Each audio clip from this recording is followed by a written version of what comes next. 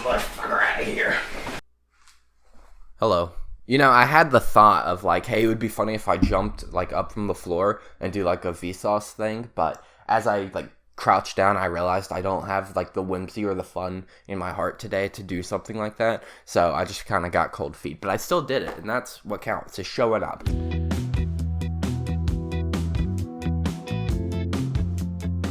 Hello, my name is Damien, and welcome to Damien and Films, where Damien discusses films and other types of art. This video is kind of a spiritual follow-up to one I made a few weeks ago, where I talked about how there's just simply too much media to consume, and social media is kind of not helping that either, and making a lot of things worse for no reason. So go watch that video if you're interested in this topic. I really wanted to follow it up with kind of like a free-form kind of brain dump thing, just completely unorganized and having a good time.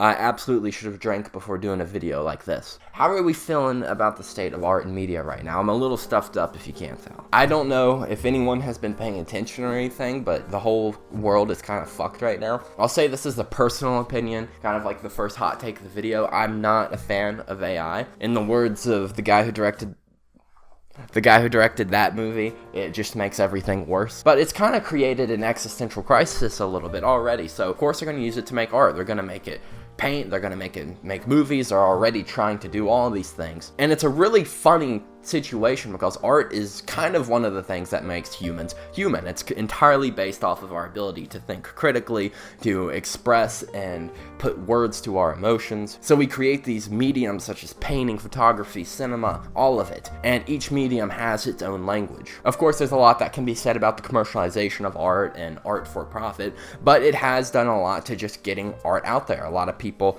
engage with art as a part of their daily life, whether they realize it or not. It enables artists to make careers out of it. And something like AI is going to effectively allow the commercialized aspect, the for-profit aspect, to cut the artist out of the deal entirely, which is really kind of poetically tragic. It's like the devil has finally come to collect on some Faustian bargain that was made, a while back, and we all have to deal with it now.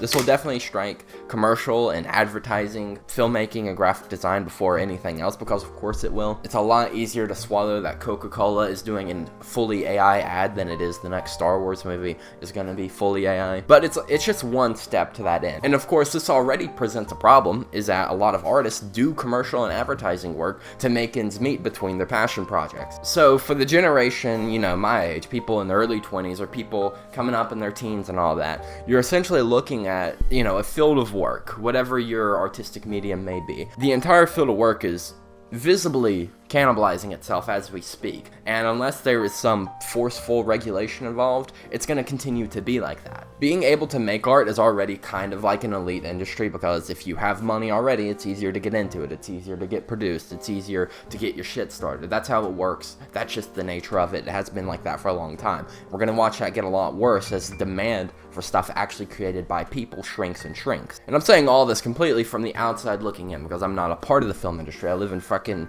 rural Virginia. It doesn't exist.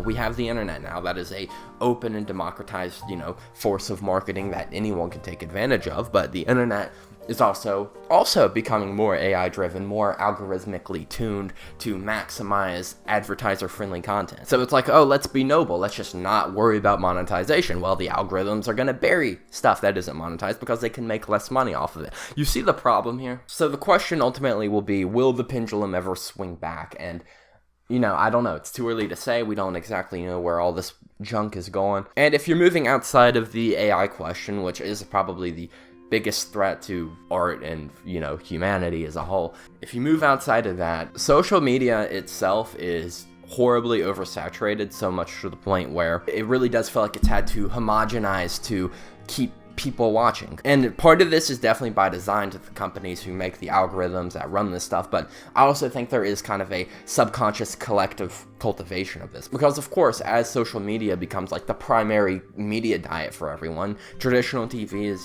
continuing to collapse. People are watching movies probably less, unless it's a big fucking event movie. People are gonna watch stuff that appeals to them. They're gonna watch the same kind of channels, and those same kind of channels are probably all following the same advice of how to grow and how to get viewer engagement. There's been this very bizarre self-censorship that sprung up on social media, and it you can probably trace it back to the fear of the stuff like the adpocalypses. It was multiple on YouTube. But you have, the vultures who just want money out of social media and won't put anything controversial on their page, or at least any controversial words. But then you get people who think, oh, I won't be seen if I say these words. So now you're making fucking videos about true crime where you're saying some woman was brutally unalived by Ted Bundy. And then that's somehow feeding its way back into the zeitgeist, and people are just doing it without even thinking about it being censorship. What the fuck are we doing, guys? And, eventually, it'll become so ingrained into our lexicon that, there won't be any difference. Saying unalive will be just as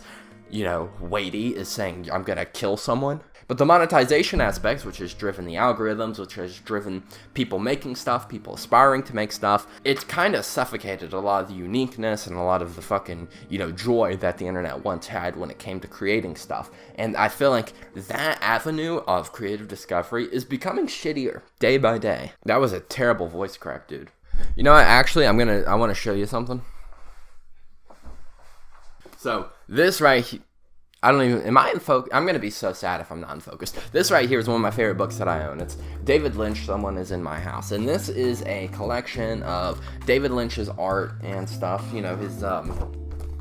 This is his drawn and painted kind of work, and he's obviously most known for filmmaking, but he also did photography and music and sculpting and fucking furniture making, carpentry. The guy did it all. And if you don't know about him, he pretty much had this 3-house compound in Los Angeles. I think it was 3 houses, I could be wrong. He kind of collected the properties over the years, and it was just a place that was designed to cultivate his ability to make art. He did everything there. He spent the last decade of his life hanging out there, other than when he made Twin Peaks: The Return. And I think that's something that every single creative person aspires to and dreams about, just a place where you can just do weird shit. It's designed to your taste. And some of it, not all of it, but some of it ends up leaking out into the world, whether it be through a completed film, a short film, a gallery.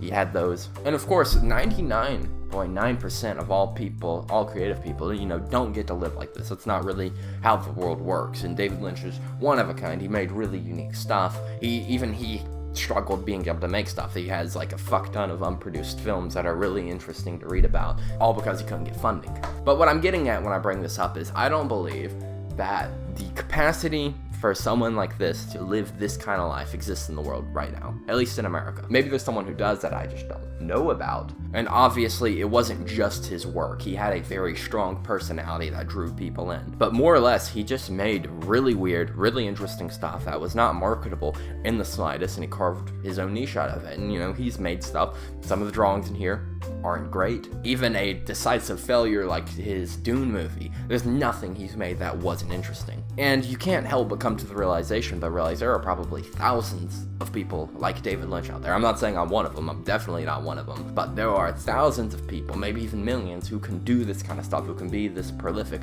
who just can't because they're priced out, or because they don't have the fucking marketing bullhorn behind them, or they don't know how to cultivate that stuff. And you could say that marketing is a part of the business, and if you can't get motivated enough to get that stuff, that's just natural selection of the market. And to that, I'll say I think that's just proof that the market aspect of art that has sprung up and kind of defines and drives it is a net negative to the actual art forms and what we're actually trying to do with them. The only argument you can make in favor of it is to say, well, it acts as sort of like a filter, so only the best, only the stuff with the most thought behind it gets put out.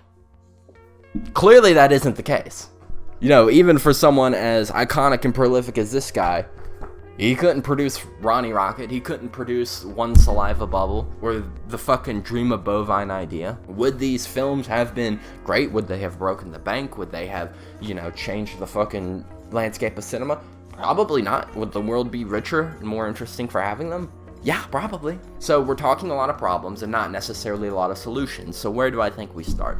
Well, I want to read you a quote from Ted. Keep it together, don't get ahead of yourself. As far as solutions go, frankly, you have to have a discussion about, economies. I'm not going to do that here in an unscripted video. So set that aside and, have it be food for thought for yourself. As far as, living as, the type of person who would want to make money doing this kind of thing, make money to live, make money to perpetuate your own ability to create. The simple fact is you just have to pretend like it doesn't exist. Don't fucking cultivate AI. Don't be a fucking psychopath. Just create like it doesn't exist. Create like social media algorithms don't exist. Create like Disney's gonna give you $1 billion to make your fucking Star Wars trilogy. I didn't mean to come to this point at all. This is, you know, accidentally tying up my own loose ends when it comes to discussion. But David Lynch said it best, just do your work and don't worry about the world going by.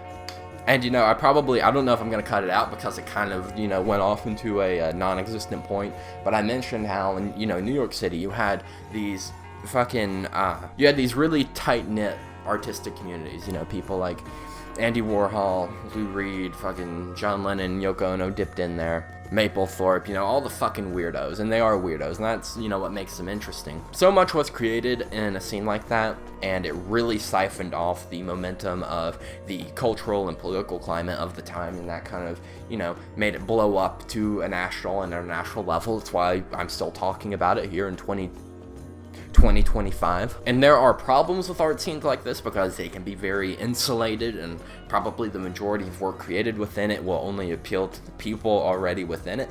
But if I had to make any prediction, and you know, this is barring some global catastrophe, whether it be, you know, war, climate, economic collapse, whatever, I think what's going to happen is these insulated communities are going to pop up, they're going to become interconnected through the internet, and eventually it'll start leaking out into the mainstream, and it's going to tap into something, and it will be propelled to a more mainstream level. But will we ever see a multi-million-dollar boom of artistry with people throwing their whole bank books behind it, like we saw in like the 1970s when people like Scorsese and Coppola came up, or in the 90s when people like Tarantino and Anderson came up?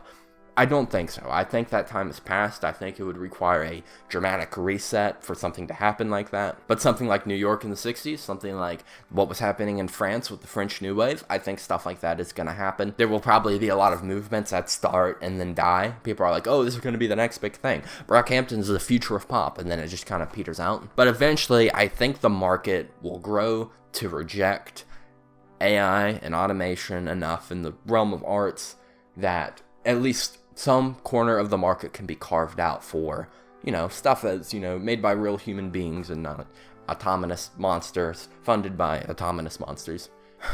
Man, I've been talking for almost 30 minutes. How long is the video? How long is it? How much of this are you actually going to see? But before you leave, I want to say something really important. Thank you so much for watching. I hope you enjoyed this kind of rambly video. Please... fucking please. Hit subscribe, hit like, tell me in the comments what you think about all this, or did this just seem like random ranting and raving? Hit like, hit subscribe, follow me on Instagram, I do photography over there and I post updates about videos. Follow me on Letterboxd, I post every movie I watch there and I review sometimes. If you're interested in this kind of discussion, if you're interested in, you know, movies and music and stuff, I'll probably make a video one day, like Team Fortress 2, you know, hit me up. Yeah, I mean, you can message me. I have spoken to some of you. Pretty fucking cool people. But I meant to say subscribe and then wait till I publish something, and then, you know, you can go watch it. I'm gonna round this video out with one more David Lynch quote from the top of my head. You fuckhead. That is the stupidest thing you interpreted there.